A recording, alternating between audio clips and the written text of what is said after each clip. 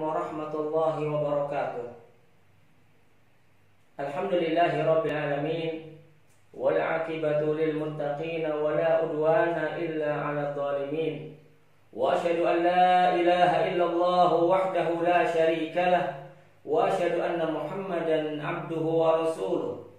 Allahumma shalli wa sallim wa barik ala nabiyyina Muhammad wa ala alihi wa sahbihi wa man tabi'ahum bi ihsanin ila yaumiddin, amma ba'd. Ikhwani at-tullab wa akhwati at-thalibat, para santri dan santriwati Pondok Pesantren Islam Al-Ittiba yang semoga dirahmati dan diberkahi Allah Subhanahu wa taala. Alhamdulillah, pada pagi hari ini, hari Jumat tanggal 9 Muharram 1442 Hijriah, atau bertepatan dengan tanggal 28 Agustus 2020. Kita berjumpa kembali dalam pelajaran Aqidah Tauhid secara online. Dan pada pagi hari ini kita akan melanjutkan pembahasan kita tentang macam-macam tauhid dalam Islam, di mana para ulama Ahlus Sunnah wal Jamaah telah menjelaskan bahwa di dalam agama Islam, berdasarkan hasil penelitian dari ayat-ayat Al-Quranul Karim, bahwa tauhid itu ada 3 macam. Yang pertama, tauhid rububiyah. Yang kedua, tauhid uluhiyah. Dan yang ketiga adalah tauhid asma was sifat. Pada pertemuan yang lalu kita sudah menjelaskan 2 macam tauhid, yaitu tauhid rububiyah dan tauhid uluhiyah. Maka pada pertemuan pagi hari ini kita akan menjelaskan tentang macam tauhid yang ketiga, yaitu tauhid asma wa sifat. Sebelum kita memulai menjelaskan tentang tauhid asma wa sifat, maka terlebih dahulu kita mengingat kembali tentang definisi tauhid rububiyah dan tauhid uluhiyah. Adik-adik sekalian, mungkin ya, para santri dan santriwati masih ingat apa yang dimaksud dengan tauhid rububiyah dan apa yang dimaksud dengan tauhid uluhiyah. Baik, kita sebutkan tauhid rububiyah. Definisinya adalah ifradullahi ta'ala bi af'alihi. Ifradullahi ta'ala bi af'alihi, yaitu mengesahkan Allah dalam perbuatan-perbuatannya. Mengesahkan Allah, mentauhidkan Allah dalam perbuatan-perbuatan Allah. Apa saja di antara perbuatan-perbuatan Allah?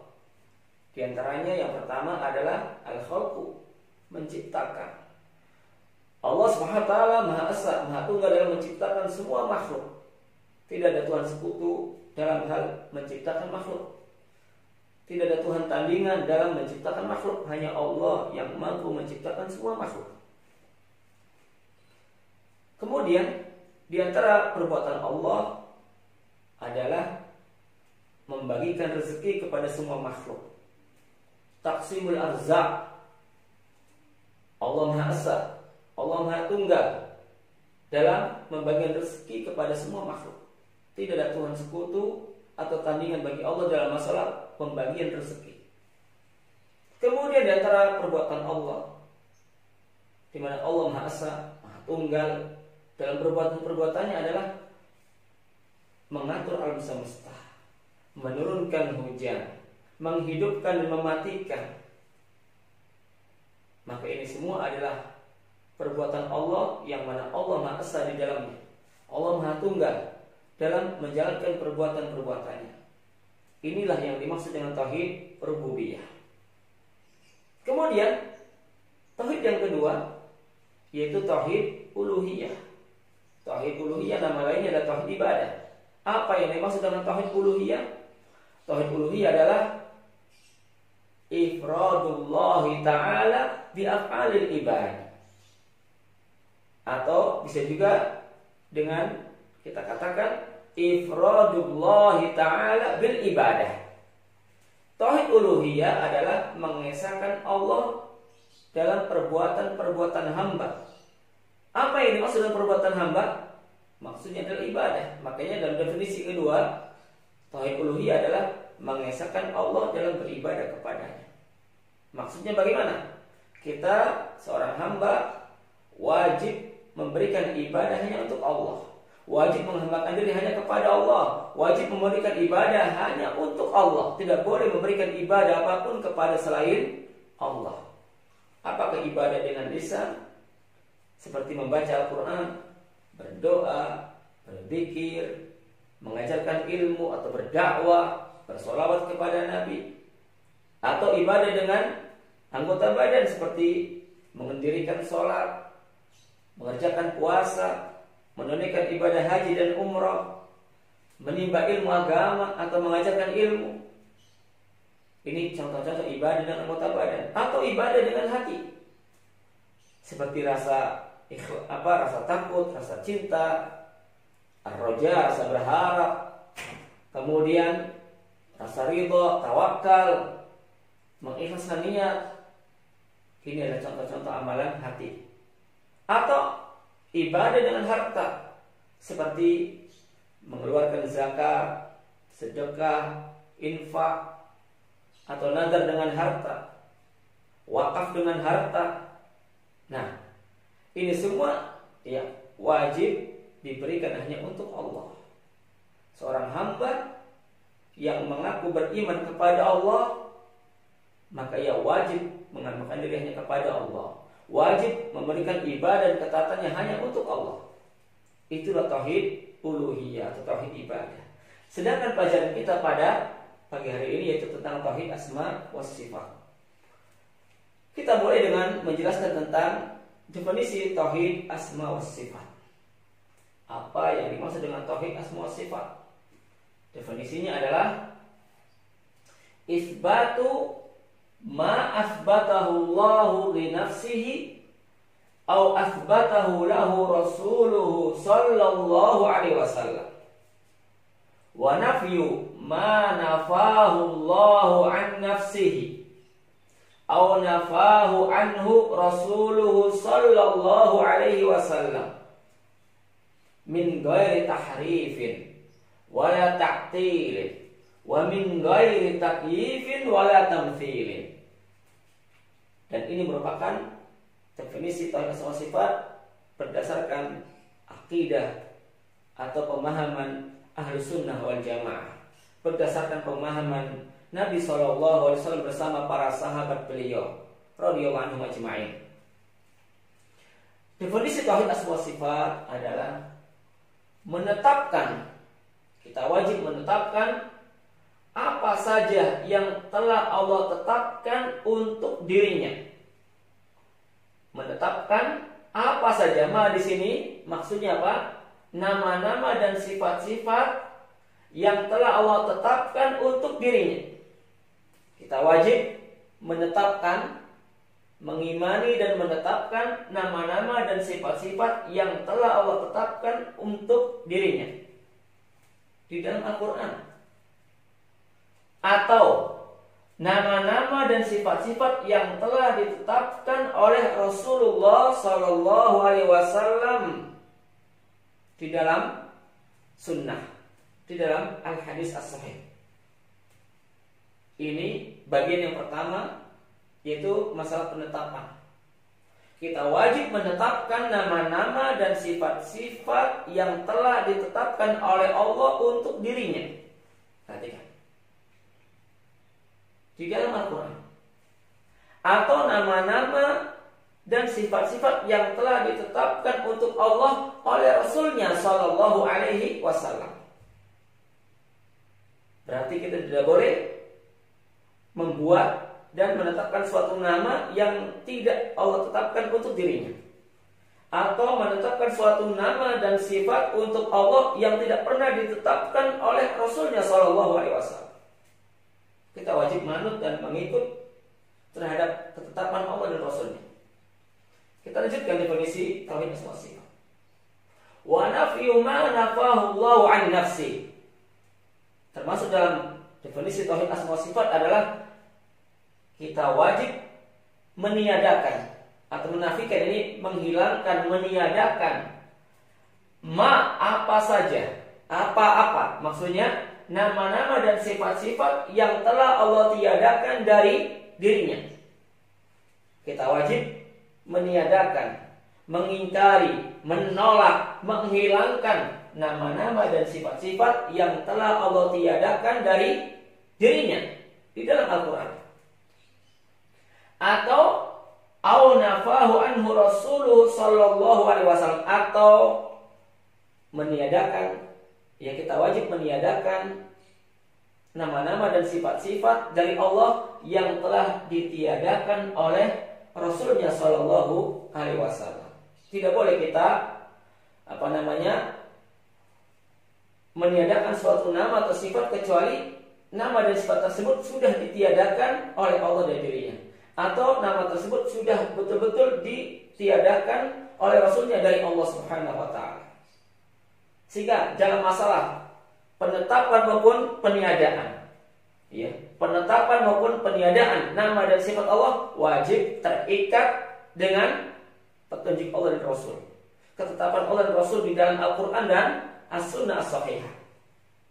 Tidak ada celah bagi akal untuk ikut campur dalam menetapkan nama Allah dan sifatnya, atau ikut campur dalam menghilangkan dan meniadakan nama dan sifat dari Allah. Tidak boleh, dan tidak mungkin ada celah bagi akal manusia.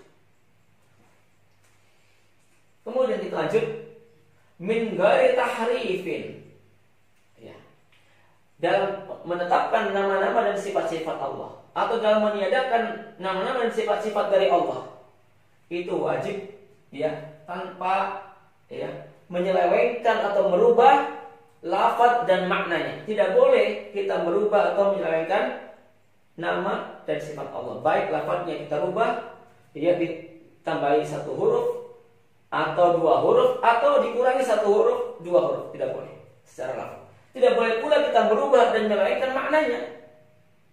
Ya, misalkan apa?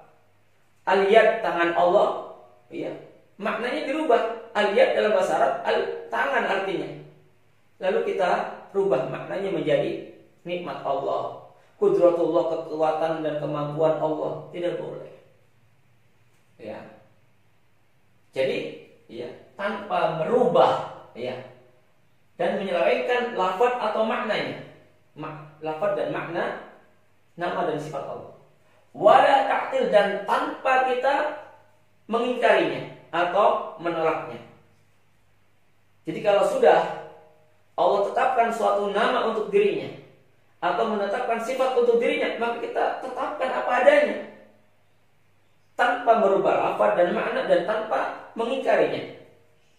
Ya, dengan alasan karena khawatir terjatuh dalam sikap menyerupakan sifat Allah dengan sifat makhluk. Kalau kita menetapkan wajah bagi Allah, kalau kita menetapkan tangan bagi Allah, kalau kita menetapkan pendengaran dan penglihatan bagi Allah, maka kita berarti telah menyerupakan Allah dengan makhluk. Ya. Lalu mengambil sikap taktil, merubah atau mengingkari dan menolak, ini tidak benar. Ya. Jadi harus dicatat di sini, ya, dalam menetapkan nama-nama dan sifat Allah atau dalam meniadakan nama-nama dan sifat Allah harus memperhatikan tanpa merubah, ya, lafaz dan maknanya. Min ghairi tahrif. Yang kedua, wala ta'til, tanpa apa? Mengingkari atau menolak nama dan sifat tersebut. Wa min ghairi takyifin, dan tanpa menggambarkan bagaimana sifat, bagaimana hakikat dan bentuk sifat Allah. Ya. Bagaimana Allah beristiwa atau bersemayam di atas arsy. Bagaimana wajah Allah, bagaimana bentuk tangan Allah, bagaimana turunnya Allah ke langit dunia pada sepertiga malam terakhir.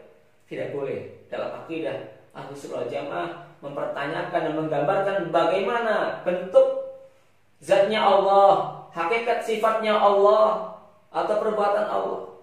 Kenapa? Karena, ya, sifat Allah, baik sifat zatnya atau sifat perbuatannya, tidak dapat dijangkau dan diketahui oleh akal dan ilmu makhluk atau manusia.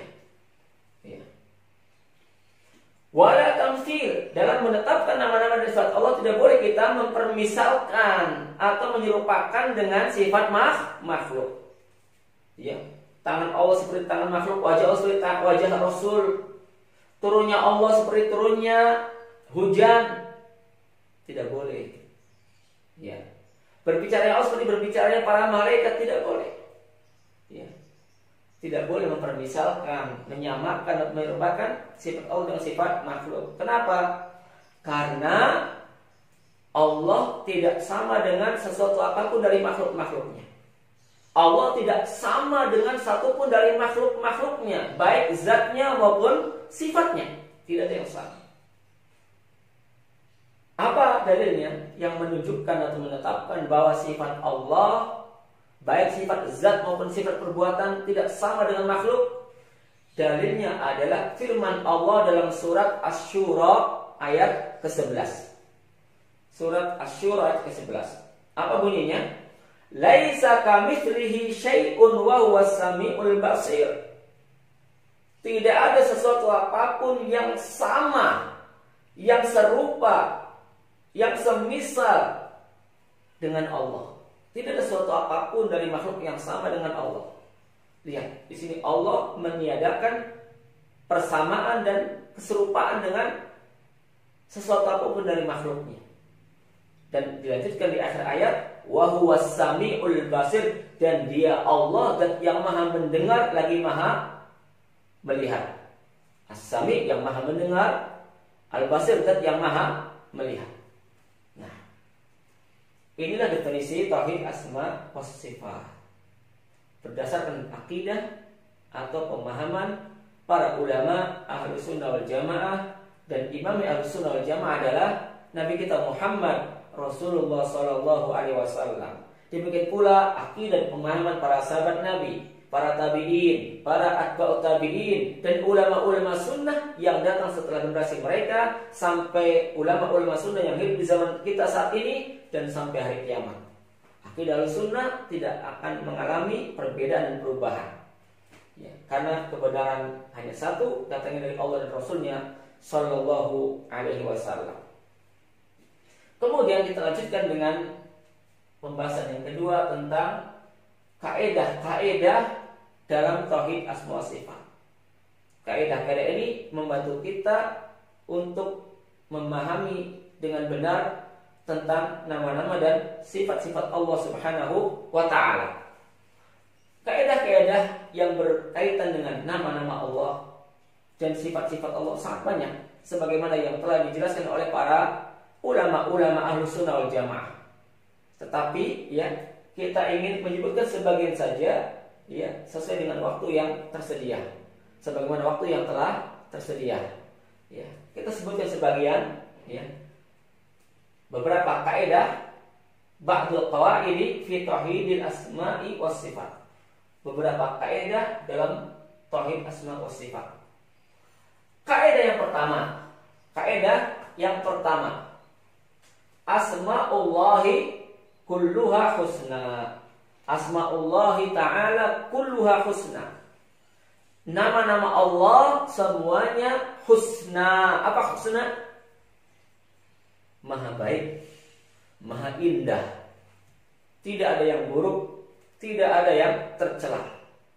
Semuanya maha baik, semuanya maha indah, semuanya maha terpuji. Asma'ullahi ta'ala kulluha husna. Ini kaidah yang pertama. Semua nama Allah, apapun nama yang Allah tetapkan bagi dirinya dalam Al-Quran, atau nama yang ditetapkan oleh Rasulnya untuk Allah dalam sunnah as-sahihah, maka semuanya nama-nama yang maha indah, maha baik, maha sempurna. Tidak ada yang mengandung aib atau cacat atau celaan. Ya, karena semuanya maha baik, husna. Apa dalil yang menunjukkan bahwa nama-nama Allah semuanya husna? Apa dalilnya? Dalil yang menunjukkan bahwa asma'ullah kulluha husna, yaitu firman Allah dalam surat Al-A'raf. Firman Allah dalam surat Al-A'raf ayat berapa? Ayat 180. Ayat 180. Apa bunyinya? Walillahil asmaul husna fad'uhu biha. Walillahil asmaul husna. Dan bagi Allah, milik Allah, nama-nama yang indah. Semua nama-nama yang maha baik hanya milik Allah. Hanya milik Allah yang maha sempurna, yang maha terpuji, yang maha indah, yang maha baik. Nah, fad'uhu biha, maka berdoalah kepada Allah dengan menggunakan atau dengan perantara nama-nama yang maha indah tersebut. Ya, fad'uhu biha. Perintah dari Allah agar kita bertawassul dengan menggunakan nama-nama Allah yang indah, menggunakan asmaul husna dalam berdoa kepadanya. Dan ini salah satu sebab doa kita mustajab, didengar dan dikabulkan oleh Allah, yaitu dengan at-tawassul bi asma'illahi wa sifatihi fid du'a. Bertawassul ya dengan nama-nama Allah dan sifat-sifatnya dalam berdoa kepadanya. Contoh, kita ingin mendapatkan rezeki yang lapang, rezeki yang halal dan berkah dari Allah, maka kita bertawassul dengan nama Allah yang mengandung makna ya memberikan rezeki. Itu apa? Ar-Razzaq. Di antara nama Allah adalah Ar-Razzaq, sebagaimana firman Allah dalam Al-Qur'an, "Innallaha huwar razzaqu dzul quwwatil matin." Innallaha huwar razzaq, sebenarnya Allah dialah zat yang maha memberikan rezeki. Ya, maka kita katakan Allahumma ya Razzaq, ya Razzaq urzuqni. Ya Allah yang maha memberikan rezeki, berikanlah rezeki kepadaku. Kita ingin mendapatkan ampunan dari Allah atas segala dosa yang telah kita perbuat, maka kita bertawassul dengan nama Allah yang mengandung makna memberikan ampunan. Nama Allah yang mengandung sifat memberi ampunan. Itu apa? Al-Ghafur atau Ghaffar. Ya Al-Ghafur, ya Al-Ghaffar, ighfirli. Ya Allah yang maha mengampuni segala dosa, ampunilah dosa-dosaku. Kita minta pada Allah kasih sayangnya, rahmat dan kebaikannya, maka kita bertawassul dengan nama Allah yang mengandung sifat rahmah, mengandung sifat. Dalil yang menunjukkan bahwa jumlah nama Allah sangat banyak, tidak terbatas dengan bilangan tertentu, dan tidak ada yang mengetahuinya kecuali Allah Subhanahu wa taala, adalah hadis yang diriwayatkan oleh Imam Ahmad bin Hanbal rahimahullah dari sahabat Abdullah bin Mas'ud radhiyallahu anhu. Di dalam hadis tersebut disebutkan bahwasanya Nabi SAW pernah berdoa kepada Allah dengan suatu doa yang berbunyi, Allahumma inni as'aluka bikulli ismin huwa lak sammaita bihi nafsak aw anzaltahu fi kitabik aw 'allamtahu ahadan min khalqik aw ista'sarta bihi fi ilmil ghaibi indak. Yang artinya, ya Allah, aku memohon kepadamu dengan perantara semua nama dari nama-namamu. Bikulli ismin huwa lak. Aku memohon kepadamu dengan menggunakan, dengan perantara semua nama-namamu, atau nama yang engkau namakan dirimu dengannya, atau nama yang engkau turunkan di dalam kitab sucimu, atau nama yang engkau ajarkan kepada seseorang dari makhlukmu, atau nama yang engkau sembunyikan di dalam ilmu ghaibmu, atau nama yang telah engkau sembunyikan di dalam ilmu ghaibmu. Para ulama Ahlussunnah menjelaskan berdasarkan hadis ini bahwa nama Allah sangat banyak jumlahnya, tidak terbatas dengan bilangan tertentu, tidak ada yang mengetahuinya kecuali Allah Subhanahu wa taala, karena di sana terdapat nama-nama yang Allah sembunyikan di dalam ilmu gaibnya. Lalu bagaimana dengan sabda Nabi SAW di dalam Sahih Bukhari dan Sahih Muslim, dari sahabat Abu Hurairah radhiyallahu anhu yang menetapkan bahwa jumlah nama Allah ada 99 nama. Ya, jumlah nama Allah ada 99 nama. Yaitu sabda Nabi SAW, Inna lillahi tis'atan wa tis'ina isman mi'a ila wahidah man ahsaha dakhala jannah. Yang artinya Rasulullah SAW bersabda, sesungguhnya Allah mempunyai 99 nama. Jelas lafadznya. Kata Nabi, sesungguhnya Allah memiliki 99 nama. Yakni 100 kurang 1. 100 kurang 1 nama. Barang siapa yang menghitungnya atau menghafalnya, maka ia dijamin pasti masuk surga. Bagaimana penjelasannya? Para ulama Ahlussunnah menjelaskan bahwa yang dimaksud dengan jumlah 99 nama Allah itu adalah nama-nama Allah yang dikabarkan, yang diberitakan kepada kita oleh Allah di dalam Al-Qur'anul Karim maupun diberitakan oleh Nabi SAW di dalam hadis. Berjumlah 99 nama Allah yang indah. Tetapi yang disembunyikan, yang Allah rahasiakan berapa? Sangat banyak, tidak ada yang tahu jumlahnya kecuali Allah Subhanahu wa ta'ala. Kemudian kaidah yang ketiga daripada kaidah asma wa sifat atau tauhid asma wa sifat. Yang ketiga, wujubu ma'rifati asma'illahi wa sifatihi wa itsbatiha bis-sam'i la bil aqli. Wajib mengetahui nama-nama Allah dan sifat-sifatnya, serta wajib menetapkan nama-nama Allah dan sifat-sifatnya berdasarkan as-sam', yakni dalil syar'i. Wajib mengetahui dan menetapkan nama-nama Allah dan sifat-sifatnya berdasarkan dalil-dalil syar'i dari ayat Al-Qur'an maupun hadis Nabi. Bukan berdasarkan akal, la bil aqli, bukan berdasarkan akal manusia dalam mengetahui dan menetapkan nama Allah dan sifatnya.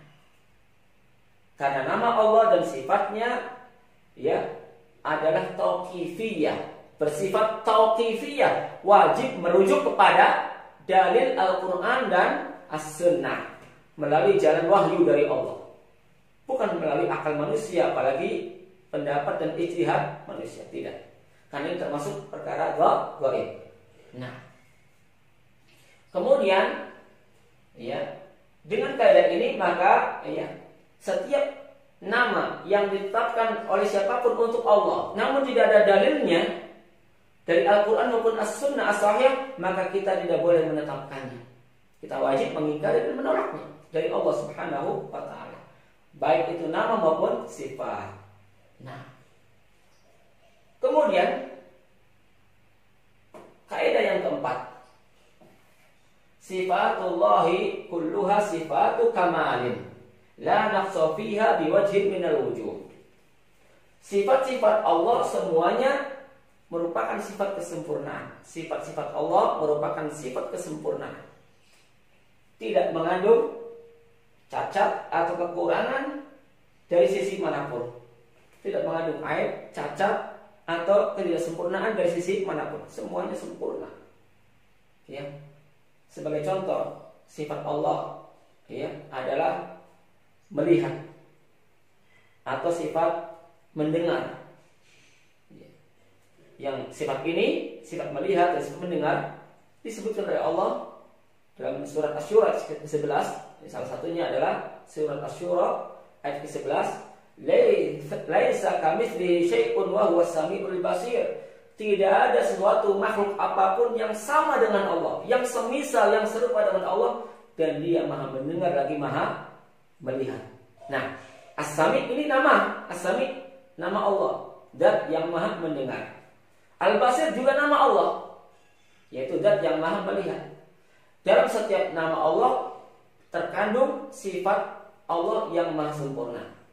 Di dalam nama Allah terkandung sifat-sifat kesempurnaan bagi Allah.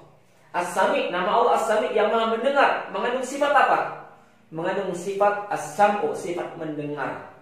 Mendengar apa? Mendengar segala suara, sekecil apapun, sepelan apapun, sesamar apapun, Allah pasti mendengarnya.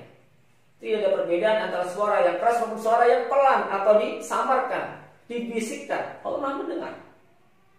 Karena sifatnya apa? Sempurna. Al-Basir, nama Allah Al-Basir yang Maha melihat. Mengandung sifat Al-Basar, melihat.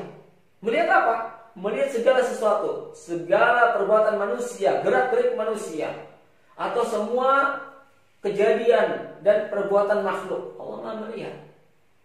Tidak ada yang samar dan tersembunyi bagi Allah. Walaupun makhluk bersembunyi di dalam gua, di tengah malam, di dalam hutan, Allah tahu. Maha melihat. Kenapa? Karena sifat Allah semuanya sempurna. Penglihatan Allah sempurna. Beda dengan penglihatan makhluk. Kalau makhluk apa? Terbatas. Makhluk juga punya sifat, yaitu sifat mendengar. Makhluk punya sifat melihat dengan matanya, tetapi sifat mendengarnya makhluk, sifat melihatnya makhluk tidak sempurna, tetapi terbatas. Bisa mendengar, ya mungkin dari suara dari jarak sekian meter atau sekian kilometer. Selebihnya tidak terdengar. Mata manusia bisa melihat apa yang ada di depannya, ya dalam jangka atau jarak sekian meter atau sekian kilometer, tapi lebih dari itu tidak kelihatan, tidak mampu melihat. Kenapa? Terbatas. Demikian pula sifat Allah, ilmu. Al-Alim, nama Allah Al-Alim, yang maha mengetahui. Nama tersebut mengandung sifat al-ilmu, mengetahui segala sesuatu. Ilmu Allah meliputi semua makhluk yang ada dalam semesta. Tidak ada yang tersembunyi, tidak ada yang luput dari pengetahuan Allah. Ya, semuanya telah diketahui oleh Allah. Manusia punya ilmu, tapi ilmu manusia, pengetahuan manusia terbatas, mahdud, wa maksur, tidak sempurna. Sedangkan sifat Allah, kulluha sifatu kamal, semuanya sempurna. Tidak ada yang tidak sempurna. Tidak ada cacat, tidak ada kekurangan, tidak ada aib.